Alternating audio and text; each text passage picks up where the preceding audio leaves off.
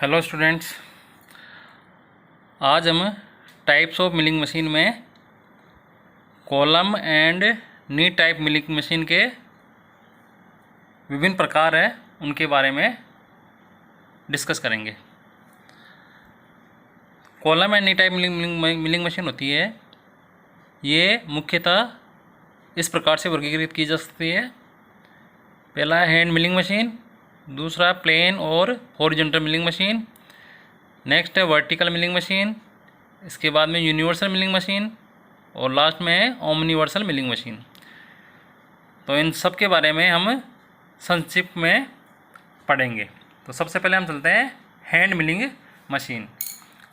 Hand milling machine होती है, ये एक छोटी मिलिंग मशीन होती है जो कि सभी मिलिंग मशीन्स होती है उनमें सबसे सिंपलेस्ट और साइज में सबसे स्मॉलेस्ट होती है। ये जो मशीन होती है, इस मशीन में आर्बर की गति के अलावा अन्य जो भी गतियां हैं वो सभी हाथ के द्वारा पूर्ण की जाती है, इसलिए इसका नाम हो गया हैंड मिलिंग मशीन। यानी आर्बर है, उस आर्बर का रोटेशन है वो पावर से होता है, उसके अलावा बाकी सभी मूवमेंट है वो हाथ से दी जाती है। टेबल जिसके ऊपर कार्यखंड रखा होता है उसको हम कार्य के सापेक्ष फीड देने के लिए हाथ से मूवमेंट करवाते हैं। ये जो मशीन होती है ये स्पेशली स्मॉल कंपोनेंट्स जैसे कि हेक्सागोनल और स्क्वायर हेड ऑन बोल्ट्स, यानी बोल्ट है उस बोल्ट के ऊपर हेक्सागोनल या स्क्वायर हेड काटने के लिए, स्लॉट काटने के लिए स्क्रू हेड्स पे और कीवे आदि काटने के लिए काम में ली जाती है। तो क्योंकि हैंड मिलिंग मशीन में जो आर्बर है वो आर्बर ही पावर से गति करता है, उसके अलावा अन्य सभी गतियां हैं वो हाथ द्वारा दी जाती है, इसलिए इसको हम बोलेंगे हैंड मिलिंग मशीन और ये स्मॉल कार्यों के लिए इस्तेमाल की जाती है। नेक्स्ट है plain milling machine. Plain milling machine, plain milling machine होती है, यह आपके हॉरिजॉन्टल मिलिंग मशीन भी कहलाती है क्योंकि इसमें जो आर्बर होता है वो हॉरिजॉन्टल प्लेन में होता है, इसलिए प्लेन मिलिंग मशीन है, इसको हम हॉरिजॉन्टल मिलिंग मशीन भी कहेंगे। इसके जो प्रिंसिपल पार्ट्स है वो ब्लॉक डायग्राम द्वारा निम्न चित्र में दर्शाए गए हैं। यह आपकी प्लेन मिलिंग मशीन। अब इसमें ये जो आर्बर है ये आर्बर हॉरिजॉन्टल है, इसलिए इसको हम हॉरिजॉन्टल मिलिंग मशीन भी कहेंगे। तो ये इसके प्रिंसिपल पार्ट्स हैं जो कि ब्लॉक डायग्राम द्वारा दर्शाए गए हैं। सबसे पहले इसमें ये होता है बेस। बेस होता है वो कास्ट आयरन का बना हुआ भारी भाग होता है जो मशीन के अन्य सभी भागों को सपोर्ट है वो प्रदान करता है। जब हम कार्यखंड पे कार्य करते हैं और कूलेंट सप्लाई करते हैं तो लास्ट में जो कूलेंट होता है वो भी इसी बेस में आ जाता है, यानी बेस है वो एक तरह से कूलेंट के लिए रिजर्वायर का कार्य भी करता है। तो सबसे पहले पार्ट आपका बेस हो गया जो कि मशीन के अन्य सभी भागों को सहारा प्रदान करता है। इसके बाद में नेक्स्ट इम्पोर्टेंट भाग है इसका कॉलम। कॉलम है, ये भी एक खोखली बाहरी संरचना होती है जो कि बेस से ही जुड़ी हुई रहती है। ये कॉलम है, ये कॉलम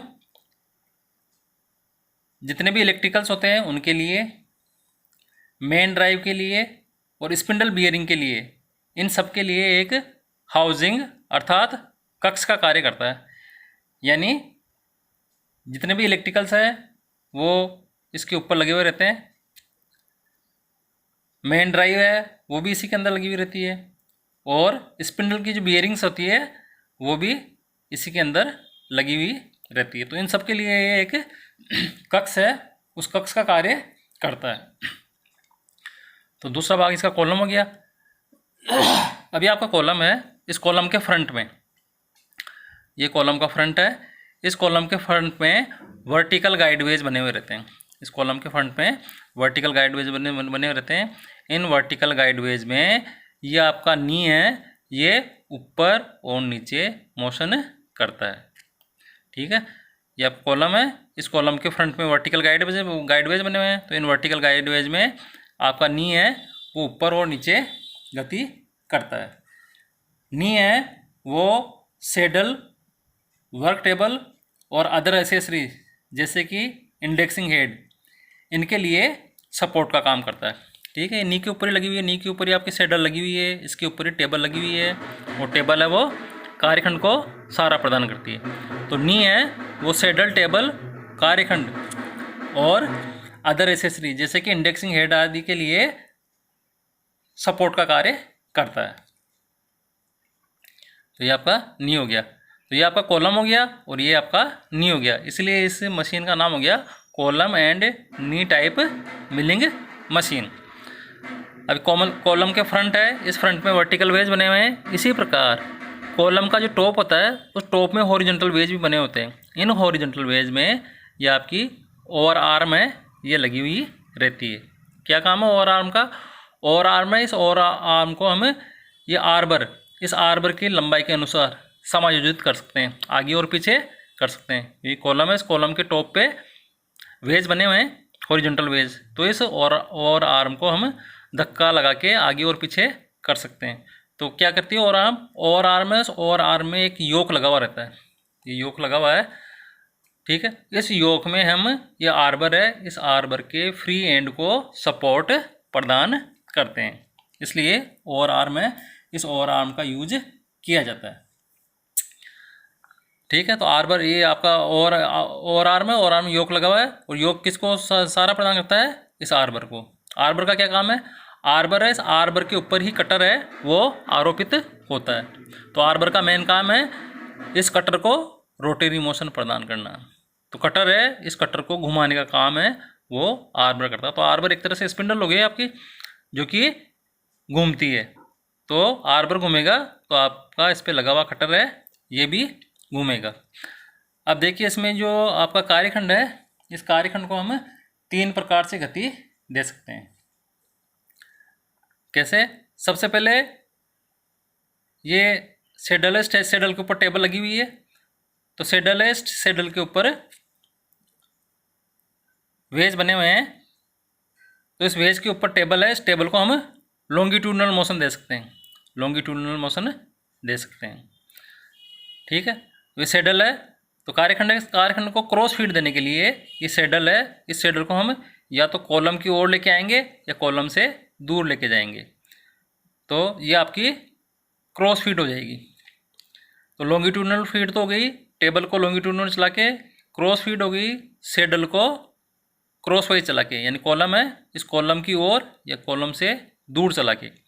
और तीसरी motion up and down motion, up और डाउन मोशन होगी, ये नी है, इस नी को ऊपर और नीचे चला के। तो ये यहाँ पे आपके नी है, नी के नीचे स्क्रू जैक लगा होता है, तो स्क्रू जैक को हम ऊपर और नीचे करके, ये आपका नी है, इस नी को हम ऊपर और नीचे कर सकते हैं। तो इस प्रकार ये आपके 3 गतियाँ हैं, इस कार्यखंड को हम 3 गतियाँ दे सकते हैं।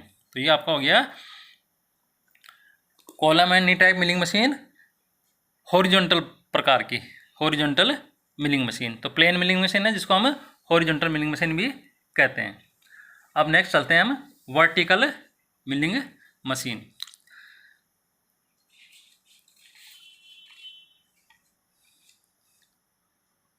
अभी आपकी vertical milling machine, vertical milling machine है। इस वर्टिकल मिलिंग मशीन का नाम वर्टिकल इसलिए है कि इसमें जो स्पिंडल होती है वो वर्टिकल पोजीशन में होती है। ठीक है, प्लेन मिलिंग मशीन थी, उसमें स्पिंडल है या आर्बर है वो हॉरिजॉन्टल पोजीशन में था, जबकि इसमें स्पिंडल है, ये स्पिंडल वर्टिकल पोजीशन में है, इसलिए इसका नाम हो गया वर्टिकल मिलिंग मशीन। ये वर्टिकल मिलिंग मशीन है, ये फिक्स बेड टाइप और कॉलम एंड नी टाइप दोनों में अवेलेबल है। ठीक है, फिक्स बेड टाइप में भी होती है और कॉलम एंड नी टाइप में भी होती है। तो अभी तो हम column and knee type milling machine पढ़ रहे हैं, तो ये column and knee type milling machine है, vertical milling machine, column and knee type. इसी प्रकार ये फिक्स बेड में भी उपलब्ध होती है। तो फिक्स बेड प्रकार की होती है, वो हम अगली क्लास में वर्णन करेंगे उस मशीन का। तो पहले हम पढ़ रहे हैं वर्टिकल मिलिंग मशीन। इसमें ये वर्टिकल मिलिंग मशीन है, ये भी अगेन आपके दो प्रकार की होती है। एक वो होती है जिसमें इसका हेड होता है वो फिक्स प्रकार का होता है, ये आपका फिक्स हेड है। दूसरा जो होता है उसमें हेड है वो स्विवल प्रकार का होता है, यानी इसको हम किसी एंगल पे, डिजायर्ड एंगल पे घुमा सकते हैं। तो ये भी अगेन दो प्रकार की होगी, फिक्स हेड प्रकार की और स्विवल हेड प्रकार की। ठीक, अब इसमें भी आपके मुख्य भाग उसी प्रकार से हैं जिस प्रकार से आपके प्लेन मिलिंग मशीन में है। सबसे पहले बेस है। बेस है वो कास्ट आयरन का बनी हुई भारी संरचना है जो कि मशीन के अन्य सभी भागों को सहारा प्रदान करती है। अब इसमें हॉरिजॉन्टल मिलिंग मशीन होती है, उसमें ओवर आर्म लगी हुई रहती है। ये आपका कॉलम होता है, कॉलम के टॉप पे वेज बने होते हैं, हॉरिजॉन्टल वेज। उस हॉरिजॉन्टल वेज में ओवर आर्म है वो बनी होती है, जिसको कि हम आगे और पीछे कर सकते हैं। इस मशीन में ओवर आर्म है, ये इस कॉलम का इंटीग्रल भाग है। ये कॉलम है, इस कॉलम का ही एक संयुक्त हिस्सा है। ठीक है, तो इस ओवर आर्म है, ये इसका इंटीग्रल पार्ट है, और इसके फ्रंट पे हाउसिंग लगी हुई है। इस हाउसिंग में स्पिंडल है वो लगी हुई है। तो इस मशीन में जो ओवर आर्म होती है वो इसी का भाग है, इंटीग्रल भाग है कॉलम का, और इसके फ्रंट पे एक हाउसिंग लगी हुई है। इस हाउसिंग को हम हेड बोलेंगे। तो ये तो हो गया फिक्स हेड और ये हो गया स्विवल हेड। इस हेड में आपके स्पिंडल लगी हुई है, तो स्पिंडल इसमें जो ड्राइव जब प्रदान करेंगे तो स्पिंडल है वो स्पिंडल भी घूमेगी। अब आपका ये वाला है fix head type. Fix head type की स्पिंडल होती है, ये हमेशा क्या रहती है, वर्टिकली रहती है, क्योंकि इस हेड को हम घुमा नहीं सकते, फिक्स पोजीशन में है, इसलिए इसमें स्पिंडल है वो हमेशा वर्टिकल ही रहेगी। ये दूसरा टाइप का है स्विवल टाइप का। स्विवल टाइप में क्या होगा, ये हेड है, इस हेड को हम किसी भी डिजायर्ड एंगल पे इंक्लाइंड कर सकते हैं, किसी भी डिजायर्ड एंगल पे सेट कर सकते हैं, ताकि इंक्लाइंड कट है वो लिए जा सकें। अब इसमें भी आपके जिस प्रकार हॉरिजॉन्टल मिलिंग मशीन में कॉलम के फ्रंट में वर्टिकल वेज बने होते हैं, इसी प्रकार इसमें भी वर्टिकल वेज बने होते हैं। इस वर्टिकल वेज में आपका नी है वो लगा हुआ रहता है। तो नी है, इस नी को हम इस वर्टिकल वेज में ऊपर और नीचे चला के अप और डाउन मोशन दे सकते हैं। इसके बाद में नी है, इस नी के ऊपर वेज बने हुए हैं जिसमें सेडल लगी हुई है। तो कार्यखंड है, उस कार्यखंड को क्रॉस फीड देने के लिए इस सेडल को हम, एक कॉलम है, इस कॉलम की ओर या कॉलम से दूर लेके जाते हैं। तो इस प्रकार हम क्रॉस फीड दे सकते हैं। इसके बाद में टेबल है, सेडल के टॉप पे फिर हॉरिजॉन्टल वेज बने हुए हैं। इन हॉरिजॉन्टल वेज में टेबल है, इस टेबल को हम लॉन्गिट्यूडनल मोशन दे सकते हैं। तो जिस प्रकार से हम प्लेन मिलिंग मशीन में कार्यखंड है, उस कार्यखंड को 3 गतियां दे सकते हैं, उसी प्रकार हॉरिजॉन्टल मिलिंग में, ये आपकी वर्टिकल मिलिंग मशीन है, इस वर्टिकल मिलिंग मशीन में भी कार्यखंड को हम 3 प्रकार से गतियां दे सकते हैं। सबसे पहले टेबल है, इस टेबल को लॉन्गिट्यूडनल चला के लॉन्गिट्यूडनल मोशन। इसके बाद में सेडल है, इस सेडल को क्रॉस वाइज चला के क्रॉस फीड। और इसके बाद में ये नी है, इस नी को ऊपर और नीचे चला के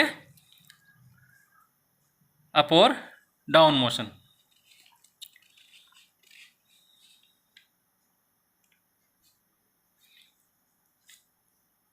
टेबल और सेडल इन दोनों के लिए हम पावर फीड है वो इस्तेमाल कर सकते हैं।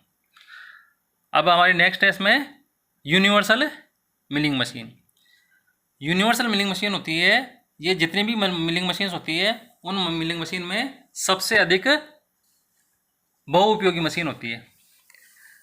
universal milling machine. It is the most versatile of all the milling machine, and after lathe it is the most useful machine tool as it is capable of performing most of the machining operation. तो जितनी भी milling machines है उनमें सबसे ज़्यादा बहुउपयोगी machine है वो universal milling machine है। और लेथ मशीन के बाद में सबसे ज़्यादा जो यूज की जाने वाली मशीन है वो यूनिवर्सल मिलिंग मशीन ही है, और इसके द्वारा हम अधिकतर मशीनिंग प्रक्रम है उन मशीनिंग प्रक्रम को हम इस मशीन पे पूरा कर सकते हैं। इसके एप्लीकेशन के द्वारा यूनिवर्सल मिलिंग मशीन का यूज़ करने के बाद में हम और कई प्रकार की मशीनें हैं उनको अवॉइड कर सकते हैं, क्योंकि अधिकतर मशीनिंग प्रक्रम है वो इस यूनिवर्सल मिलिंग मशीन पे पूरे किए जा सकते हैं। तो हम इस मशीन को यूज़ करके अन्य जो मशीन है, अन्य मशीन टूल है, उनको हम अवॉइड कर सकते हैं। अब ये जो यूनिवर्सल मिलिंग मशीन है ये प्लेन मिलिंग मशीन होती है। उस प्लेन मिलिंग मशीन से एक ही एडिशनल मूवमेंट में ज़्यादा होती है। प्लेन मिलिंग मशीन होती है, प्लेन मिलिंग मशीन में कार्यखंड है, उस कार्यखंड को हम 3 गतियाँ दे सकते हैं। लॉन्गिट्यूडनल दे सकते हैं, क्रॉस मोशन दे सकते हैं, और अप एंड डाउन मोशन दे सकते हैं। लेकिन इस प्लेन मिलिंग मशीन में हम कार्यखंड को किसी एंगल पे नहीं घुमा सकते। तो वो जो एक्स्ट्रा एक और मोशन है वो एक्स्ट्रा मोशन मशीन को स्विवल करने की, मशीन को किसी डिजायर्ड एंगल पे सेट करने की, वो एक्स्ट्रा मोशन इस यूनिवर्सल मिलिंग में और होती है। इसीलिए इसका नाम हो गया यूनिवर्सल मिलिंग मशीन। यानी कार्यखंड है, उस कार्यखंड को हम लॉन्गिट्यूडनल मोशन दे सकते हैं, क्रॉस मोशन दे सकते हैं, अप एंड डाउन मोशन दे सकते हैं, और साथ ही साथ हम उसको किसी डिजायर्ड एंगल पे स्विवल भी कर सकते हैं। तो इसके लिए क्या होता है, इसके लिए आपकी जो सेडल होती है उस सेडल के ऊपर सर्कुलर गाइडवेज और बने हुए रहते हैं। सेडल है, उस सेडल पे सर्कुलर गाइडवेज और बने हुए रहते हैं। तो उन सर्कुलर गाइडवेज में टेबल है, इस टेबल को हम किसी एंगल पे भी सेट कर सकते हैं। तो इसके लिए आपका टेबल होता है, उस टेबल पे एक मार्क लगा होता है, उस मार्क के सापेक्ष, डेटम मार्क के सापेक्ष इस सेडल को हम किसी भी डिजायर्ड एंगल पे सेट कर सकते हैं। तो ये एक तरह से इसमें स्पेशल फीचर हो गया कि इसमें जो आपका कार्यखंड है उस कार्यखंड को हम घुमा भी सकते हैं, किसी डिजायर्ड एंगल पे घुमा भी सकते हैं।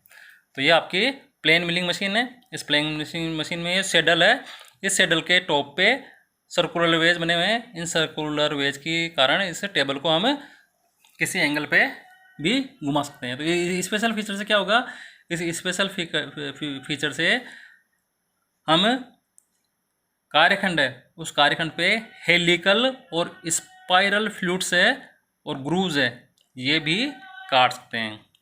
हेलिकल और स्पाइरल फ्लूइड्स और ग्रूव्स है ये भी हम काट सकते हैं। तो ये यूनिवर्सल मिलिंग मशीन है, इसका एक एक्स्ट्रा फीचर हो गया।